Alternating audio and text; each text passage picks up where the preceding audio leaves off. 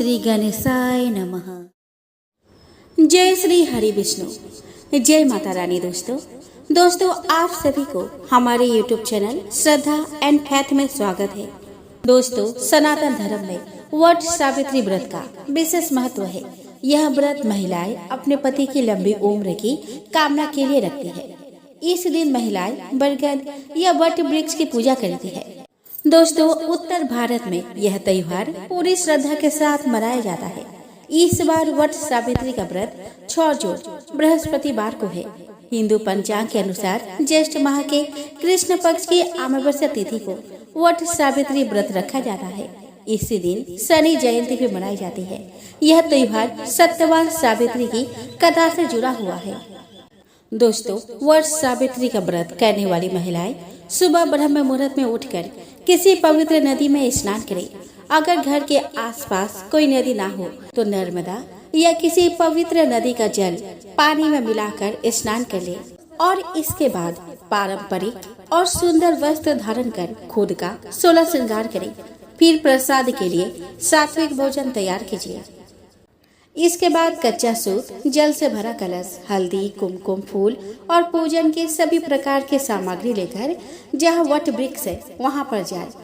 अब इसके बाद शुद्ध जल वट वृक्ष पर चढ़ाए और उसके समक्ष शुद्ध गाय का देसी घी का दीपक जलाए। इसके बाद सभी पूजन सामग्री एक एक करके वट वृक्ष पर अर्पित करें। इसके बाद वृक्ष के चारों ओर 7 बार परिक्रमा करें। साथ ही चारों ओर सफेद कच्चा सूत बांध ले। अब वट सावित्री की कथा का पाठ करें। इसके बाद अंतिम चरण में आरती से पूजा कर समापन करें। अब इसके बाद भगवान का आशीर्वाद ले, उन्हें प्रणाम करें और पति की लंबी उम्र के लिए प्रार्थना करें। फिर घर आकर घर के बड़े बुजुर्ग से आशीर्वाद प्राप्त करें। आइए दोस्तों अब हम श्रवण करें वट सावित्री व्रत कथा। दोस्तों विवाहित महिलाओं के बीच अत्यधिक प्रचलित ज्येष्ठ कृष्ण अमावस्या के दिन आने वाली सावित्री व्रत की कथा इस प्रकार है। दोस्तों भद्र देश के एक राजा थे जिनका नाम अश्वपति था। भद्र देश के राजा अश्वपति के कोई संतान न थी। उन्होंने संतान की प्राप्ति के लिए मंत्रोच्चारण के साथ प्रतिदिन 1 लाख आहुतियां दी। 18 वर्षों तक यही क्रम जारी रहा। इसके बाद सावित्री देवी ने प्रकट होकर वर दिया कि राजन तुझे एक तेजस्वी कन्या पैदा होगी। सावित्री देवी की कृपा से जन्म लेने के कारण उस कन्या का नाम सावित्री रखा गया। कन्या बड़ी होकर बेहद रूपवान हुई। योग्य वर न मिलने की वजह से सावित्री के पिता दुखी थे। उन्होंने कन्या को स्वयं वर तलाशने को भेजा। सावित्री तपोवन में भटकने लगी। वहाँ साल्व देश के राजा ह्यूमस्सन रहते थे। क्योंकि उनका राज्य किसी ने छीन लिया था, उनके पुत्र सत्यवान को देखकर सावित्री ने पति के रूप में उनका वरण किया। ऋषिराज नारद को जब यह बात पता चली तो वह राजा अश्वपति के पास पहुँचे और कहा, हे राजन, यह क्या कर रहे हैं आप? सत्यवान गुणवान है, धर्मात्मा है और बलवान भी है, पर इसकी आयु बहुत छोटी है। वो अल्पायु है। 1 वर्ष के बाद ही उसकी मृत्यु हो जाएगी। ऋषिराज नारद की बात सुनकर राजा अश्वपति घोर चिंता में डूब गए। सावित्री ने उनसे कारण पूछा तो राजा ने कहा कि पुत्री, तुमने जिस राजकुमार को अपने वर के रूप में चुना है वह अल्पायु है। तुम्हें किसी और को अपना जीवन साथी बनाना चाहिए। इस पर सावित्री ने कहा कि पिताजी, आर्य कन्याएं अपने पति का एक बार ही वरण करती है। राजा एक बार ही आज्ञा देता है और पंडित एक बार ही प्रतिज्ञा करते हैं और कन्यादान भी एक ही बार किया जाता है।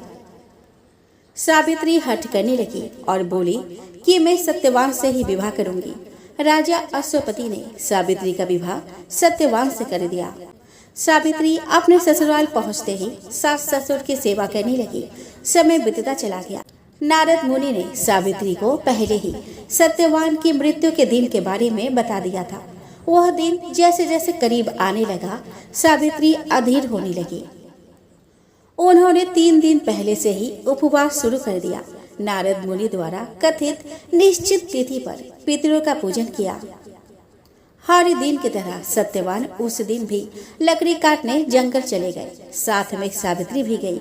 जंगल में पहुंचकर सत्यवान लकड़ी काटने के लिए एक पेड़ पर चढ़े गए। तभी उसके सिर में तेज दर्द होने लगा। दर्द से व्याकुल सत्यवान पेड़ से नीचे उतर गए। सावित्री अपना भविष्य समझ गई।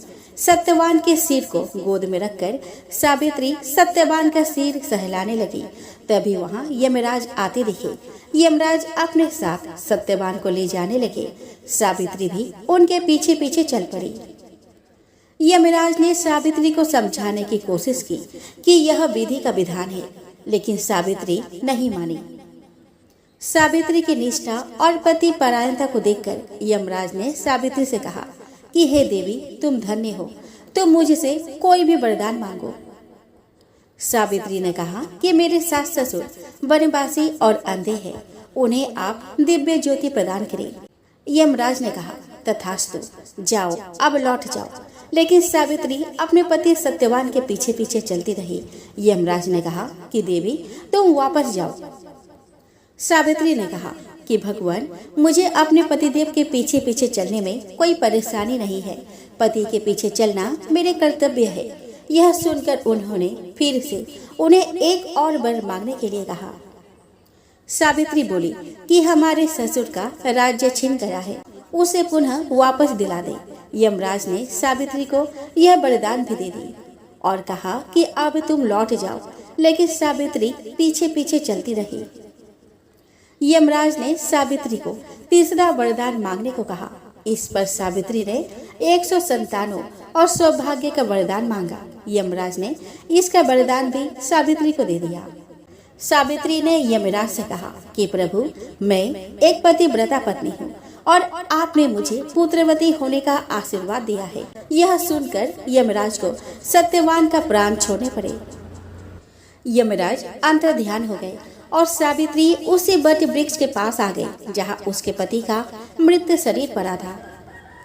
सत्यवान जीवंत हो गया और दोनों खुशी खुशी अपने राज्य की ओर चल पड़े। दोनों जब घर पहुँचे तो देखा कि माता पिता को दिव्य ज्योति प्राप्त हो गई है। इस प्रकार सावित्री सत्यवान चिरकाल तक राज्य सुख भोगते रहे। अतः पतिव्रता सावित्री के अनुरूप ही प्रथम अपने सास ससुर का उचित पूजन करने के साथ ही अन्य विधियों को प्रारंभ करें। वट सावित्री व्रत करने और इस कथा को सुनने से उपासक के वैवाहिक जीवन या जीवन साथी की आयु पर किसी प्रकार का कोई संकट आई भी तो वह टल जाता है।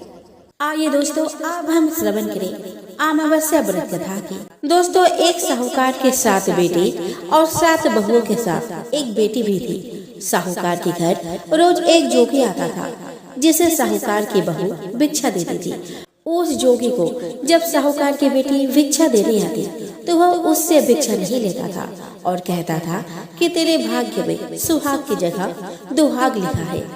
लड़की को उस जोगी की यह बात बहुत बुरी लगती और एक दिन वह अपनी माँ से रोते रोते जोगी की बात बताती है। सारी बात सुनकर माँ कहती है कि कल जब जोगी आएगा तब मैं सुनती हूँ कि वह क्या कहता है और क्यों कहता है। अगले दिन फिर जोगी आता है तो साहूकार में छिप कर बैठ जाती है और लड़की को भिक्षा देने भेजती है। जोगी उससे भिक्षा नहीं लेता और फिर वही बात दोहराता है कि तेरे भाग्य में सुहाग के बजाय दुहाग लिखा है। लड़की की माँ बाहर निकल कर आती है और जोगी से कहती है कि एक तो हम तुझे भिक्षा देते हैं और तू हमें गाली देता है।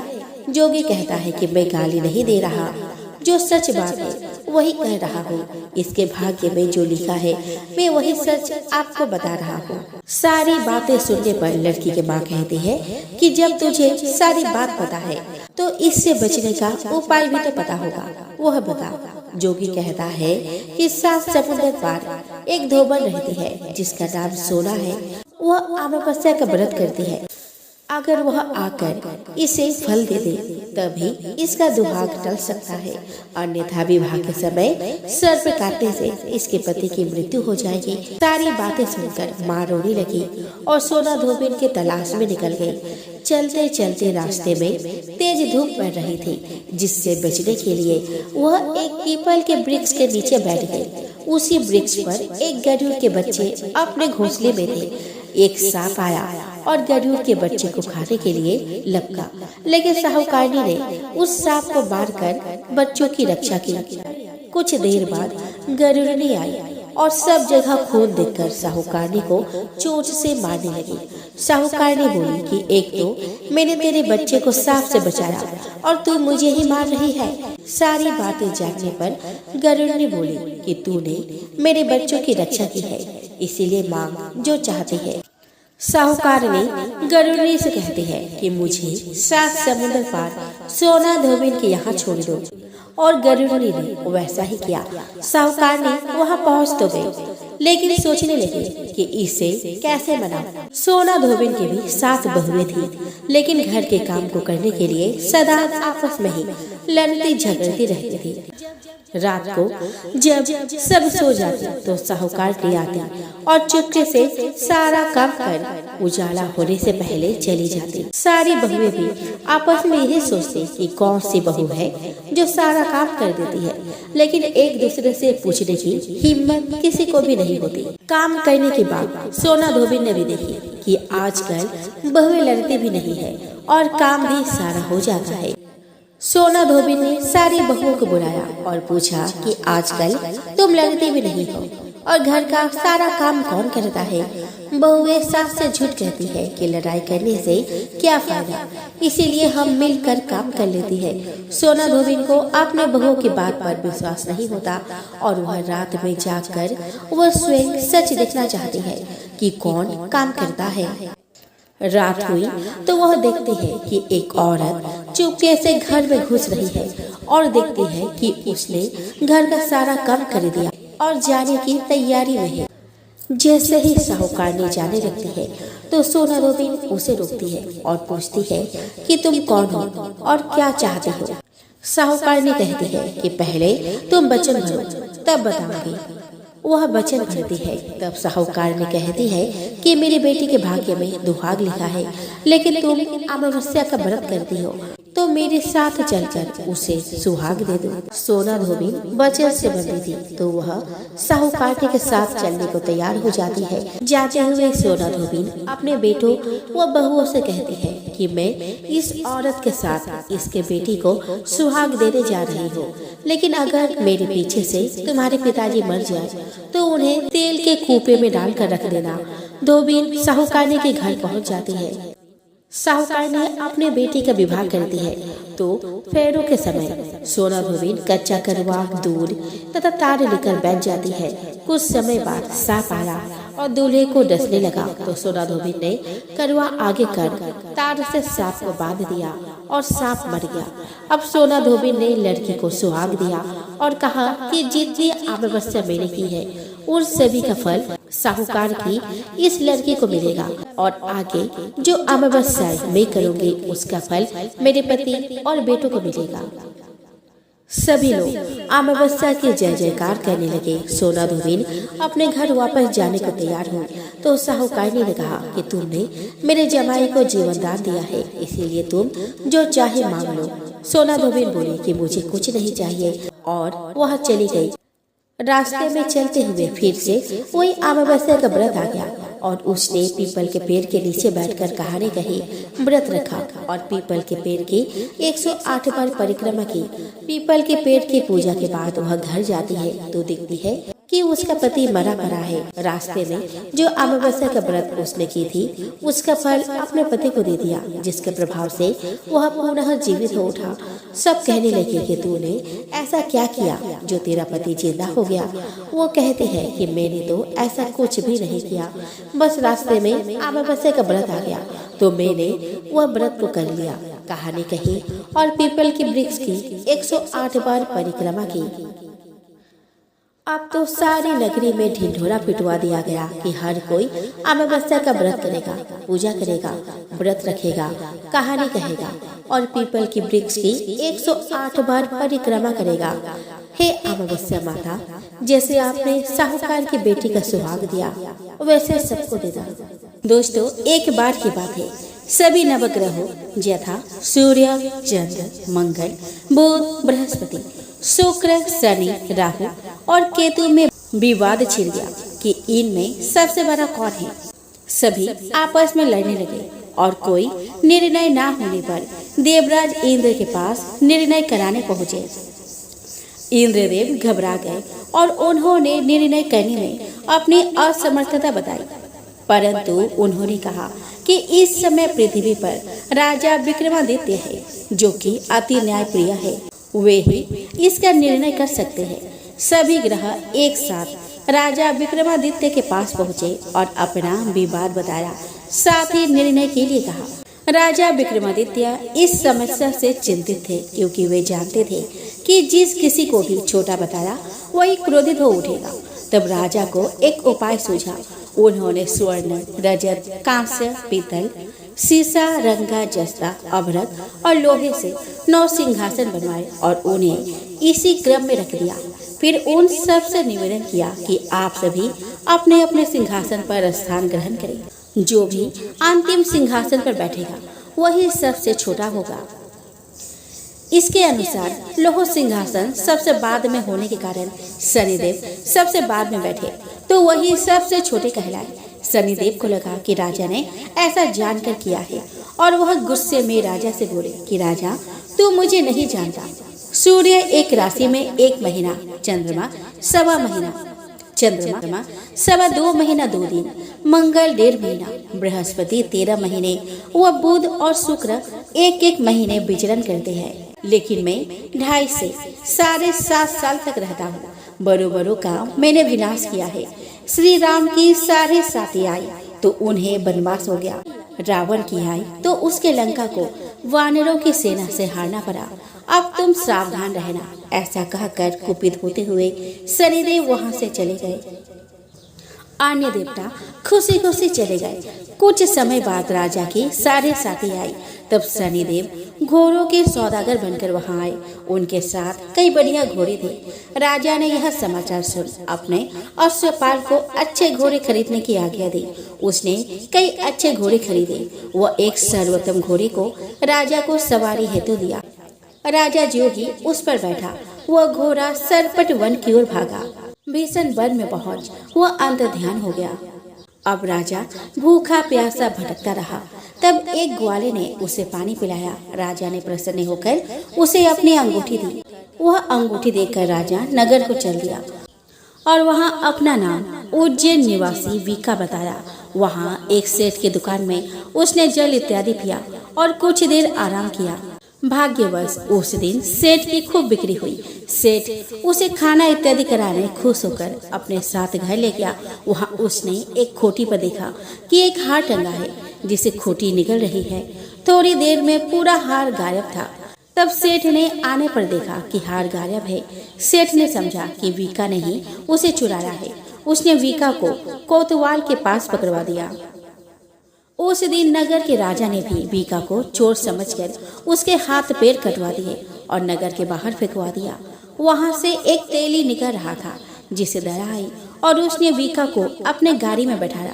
वह अपने जीभ से बैलों को हाँकने लगा। उस समय राजा की शनि दशा समाप्त हो गई। वर्षा ऋतु आने पर राजा मल्हार गाने लगा। राजा जिस नगर में था, वहाँ की राजकुमारी मन भवानी को उसका गाना इतना पसंद आया कि उसने मन ही मन प्रण कर लिया कि वह उस राग गाने वाले से ही विवाह करेगी। राजकुमारी ने दासी को राग गाने वाले को ढूंढने भेजा। दासी ने बताया कि वह एक चौरंगिया है, परंतु राजकुमारी ना मानी। अगले ही दिन से उठते ही वो अनशन पर बैठ गई कि विवाह करेगी तो उसी से ही करेगी। परंतु समझाने पर भी जब राजकुमारी नहीं मानी तो राजा ने उस तेली को बुला भेजा और विवाह की तैयारी करने को कहा। फिर उसका विवाह राजकुमारी से हो गया। तब एक दिन सोते हुए स्वप्न में शनिदेव ने राजा से कहा कि राजन, देखा तुमने मुझे छोटा बताकर कितना दुख झेला है। तब राजा ने उनसे क्षमा मांगी और प्रार्थना करते हुए कहा कि हे शनिदेव, जैसा दुख मुझे दिया किसी और को ना देना। शनिदेव मान गए और कहा कि जो मेरी कथा और व्रत कहेगा उसे मेरी दशा में कोई दुख नहीं होगा। जो भी व्यक्ति रोज मेरा ध्यान करेगा और चींटियों को आटा डालेगा, उसकी सभी मनोकामनाएं पूरी होगी। और शनिदेव ने राजा को हाथ पैर वापस कर दिए। प्रातः आँख खोलने पर राजकुमारी ने देखा तो वह आश्चर्यचकित हुई। बीका ने उससे बताया कि वह उज्जैन का राजा विक्रमादित्य है। सभी अत्यंत प्रसन्न हुए। सेठ ने जब सुना तो वह राजा के पैरों पर गिरकर क्षमा मांगने लगा। राजा ने कहा कि वह तो शनिदेव का क्रोध था, इसमें किसी का कोई दोष नहीं। सेठ ने फिर भी निवेदन किया कि मुझे शांति तभी मिलेगी जब आप मेरे घर चलकर भोजन करेंगे। सेठ ने अपने घर नाना प्रकार के व्यंजनों से राजा का सत्कार किया। साथ ही सबने देखा कि जो खूंटी हार निकल गई थी वही अब उसे उगल रही है। सेठ ने अनेक मोहरे देकर राजा का धन्यवाद किया।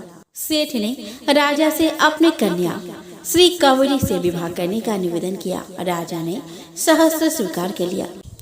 कुछ समय बाद राजा अपनी दोनों रानियों मन भवानी और श्री कंवरी को सभी उपहार सहित लेकर उज्जैन नगरी को चले। वहां राजा के राज्यवासियों ने सीमा पर खूब आदर सत्कार किया। सारे नगर में दीपमाला बनाई गई। राजा ने घोषणा किया कि मैंने शनिदेव को सबसे छोटा बताया, जबकि असल में वही सर्वोपरि है। तब से सारे राज्य में शनिदेव की पूजा और कथा नियमित होने लगी। सारी प्रजा खुशी और आनंद के साथ जीवन बिताने लगी। दोस्तों, गर्भ गीता की शुरुआत में अर्जुन भगवान से यही प्रश्न पूछते हैं कि आत्मा का पुनः पुनः जन्म क्यों होता है? इस जन्म में उसके क्या कर्तव्य होते हैं? किन पाप कर्मों के कारण वह जीवन में अनेक दुखों को पाता है और किन कर्मों के कारण वह जीवन में अनेक सुखों की प्राप्ति करता है? और अंत में वह कौन सा मार्ग है जिसके द्वारा वह मोक्ष और मुक्ति को प्राप्त करता है? अर्थात वह आत्मा कब भगवान में ही लीन हो जाती है और उस आत्मा का जन्म मरण का सारा दुख समाप्त हो जाता है। परंतु जिसे मुक्ति नहीं मिलती, उन्हें अलग अलग योनियों में जन्म लेकर अपने अच्छे व बुरे कर्म को भोगना पड़ता है। अर्जुन कहते हैं कि हे भगवान, कृपया बताइए कि जीव जब गर्भ में आता है तो वह किस पूर्व कर्म के कारण आता है? हे मधुसूदन, प्राणी जन्म के पूर्व गर्भवास का कष्ट भोगता है और जन्म लेते समय भी असहाय कष्ट पाता है। इसके उपरांत वह संसार में रहकर रोग पीड़ा भोगता है, उसे बुढ़ापा आता है, प्राणी की मृत्यु भी होती है। अस्तु प्रभु जी, कृपया यह बताएं कि वे कौन सा कर्म है जो प्राणी को जन्म मरण से रहित बनाते हैं? श्री भगवान कहते हैं कि हे अर्जुन, जन्म मरण का बंधन उन प्राणियों की नियति है जो संसार में लिप्त रहते हैं।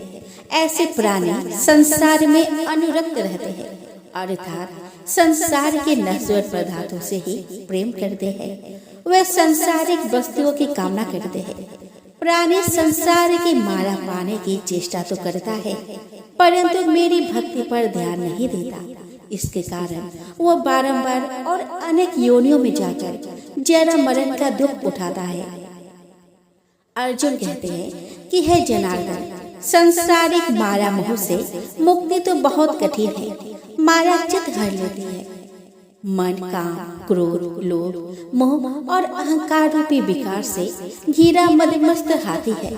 तृष्णा रूपी शक्ति इसे प्रेरणा देती है। 5 विकारों में अहंकार प्रबल है जो कि प्राणी को नरक में ले जाता है। हे ऋषिकेश, इस मदमस्त हाथी को कैसे भस्म किया जाए? मन को भक्ति में लगाने हेतु क्या उपाय करना उचित है? श्री भगवान कहते हैं कि हे धनंजय, जैसे मदमस्त हाथी को वश में करने के लिए अंकुश की आवश्यकता होती है, उसी प्रकार मन को वश में करने के लिए अभ्यास द्वारा ज्ञान प्राप्त करना आवश्यक होता है। भक्ति और ज्ञान बराबर अभ्यास करते रहने पर ही प्राप्त होती है। अर्जुन कहते हैं कि हे मधुसूदन, आपकी भक्ति के लिए कोई वन खंडों में जा रमते हैं और कोई बैरागी बनकर स्थान स्थान पर भ्रमण करते रहते हैं। हे प्रभु, कृपया बताएं कि आपकी भक्ति कैसे मिल सकती है? श्री भगवान बोलते हैं कि हे अर्जुन, मेरी खोज में वन वन भटकते सन्यासी अथवा स्थान स्थान पर जाने वाले बैरागी मुझे तब तक प्राप्त नहीं कर पाते जब तक उनके हृदय में मेरा निवास नहीं होता। तब अथवा वैराग्य का अहम तो मेरी भक्ति पाने में बाधा डालता है। जटा धारण करने अथवा भस्म लगा वैरागी बनने मात्र से जीव मेरे कृपा का पात्र नहीं बन जाता। अहंकारी को तो मेरा दर्शन सुलभ ही नहीं होता। मैं शुद्ध हृदय वाले सतत अभ्यासी ऐसे जीव को मिलता हूँ जो काम, क्रोध, मोह, ममता और अहंकार से परे है। अर्जुन कहते हैं कि हे माधव, प्राणी पंच विकार जनित प्रवृत्ति के कारण लौकिक जीवन नष्ट कर लेता है। हे मुरारी, कृपया बताएं कि वह कौन सा पाप है जिसके कारण किसी व्यक्ति की स्त्री असमय मर जाती है। किन पापों के फलस्वरूप अल्पायु में पुत्र मर जाता है। कौन से पाप के कारण व्यक्ति वीर्यहीन हो जाता है। श्री भगवान कहते हैं कि किसी का लिया हुआ ऋण नहीं चुकाने वाला व्यक्ति पत्नी हानि का दुख उठाता है, उसी प्रकार किसी की धरोहर को न लौटाने वाले का पुत्र अल्प आयु में मर जाता है। किसी को सहयोग, सहायता का आश्वासन देकर भी समय आने पर सहयोग न करने वाला वीर्यहीन होता है। यह सब भयंकर पाप है जो स्त्री पुरुष एकांकी भोगते हैं। अर्जुन कहते हैं कि हे दयानिधि, किस पाप के फलस्वरूप प्राणी सतत रोगी रहता है और किस कुकर्म के फलस्वरूप बोझा ढोने वाला जघन्य पशु बनता है। श्री भगवान कहते हैं कि हे अर्जुन, कोई सौभाग्य काक्षिणी कन्या को बेचने वाला सतत रोगी रहता है। अभक्ष्य भोजन और मादक द्रव्य का सेवन करने वाला अधम योनि में जन्म लेता है। झूठी गवाही देने वाला, भोजन बनाकर पंच कबल कर स्वयं भोजन करने वाला बिल्ली और सूकर की योनि प्राप्त करता है। अर्जुन कहते हैं कि हे प्रभु, इस संसार में जिनको आपने धन धान्य दिया है और उत्तम साधन दिए हैं, तो उनका पुण्य क्या था।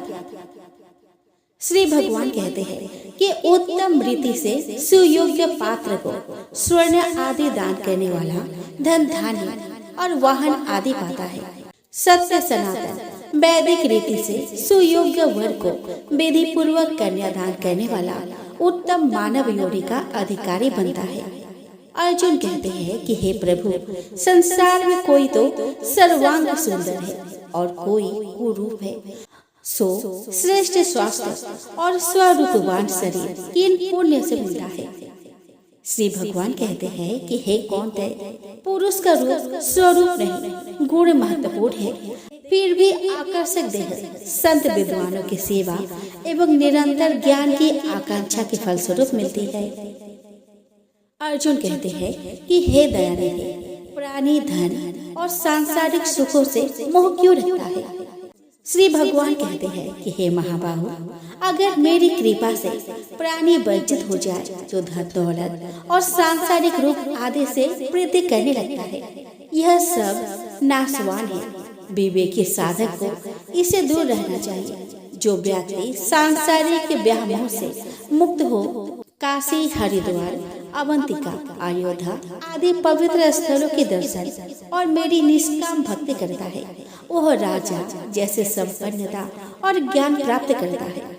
इसी प्रकार विनम्र भाव से दान करने वाला, कामना रहित होकर दूसरों की सेवा करने वाला सदा अपनी आवश्यकता अनुसार धन पाता है। उसकी काया निरोगी रहती है।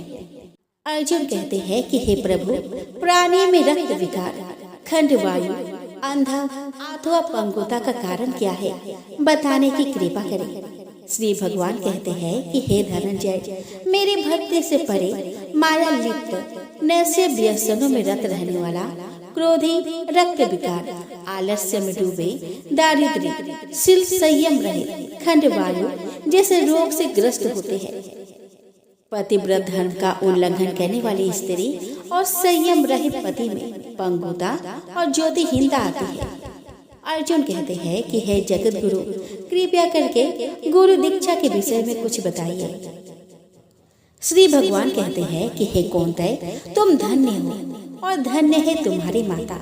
तुम्हारा यह प्रश्न संसार के लिए कल्याणकारी है।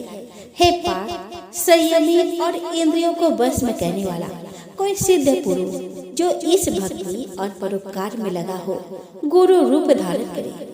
अपने गुरु के मार्गदर्शन में मेरी आराधना कर व्यक्ति गुरु कृपा से मेरी भक्ति पाता है। ऐसे गुरु से विमुख प्राणी सप्तग्राम को मारने का पाप भोगता है। उसका मुख देखना भी पाप है।